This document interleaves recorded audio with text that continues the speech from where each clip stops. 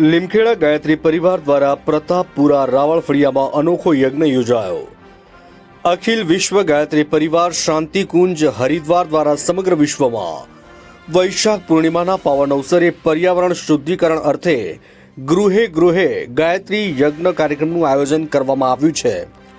જે અન્વયે લીમખેડા તાલુકાના પ્રતાપપુરા ગામે રહેતા રાવળ પત્રકાર અભયસિંહભાઈ સોનાભાઈના ઘરે ગાયત્રી પરિવાર લીમખેડા દ્વારા ગાયત્રી યજ્ઞ યોજવામાં આવ્યો હતો, જેમાં રાવળ પરિવારના સભ્યોએ ગાયત્રી મંત્રોનો જાપ કરીને યજ્ઞમાં આહુતિ આપી હતી। ગાયત્રી માતાના ઉચ્ચારણથી રાવળ ફળિયાનું આખું વાતાવરણ પવિત્રમય બની ગયું હતું।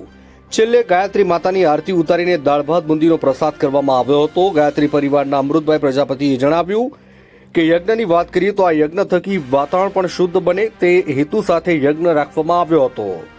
દરેક ઘરે પણ આવા યજ્ઞ રાખવા જોઈએ। દરેક ઘરે એક ગાય અવશ્ય પાડવી અને તુલસીનો એક ક્યારો રાખવો તેમ જણાવ્યું હતું। રિપોર્ટર વિપુલ બારિયા, પીપલોદ।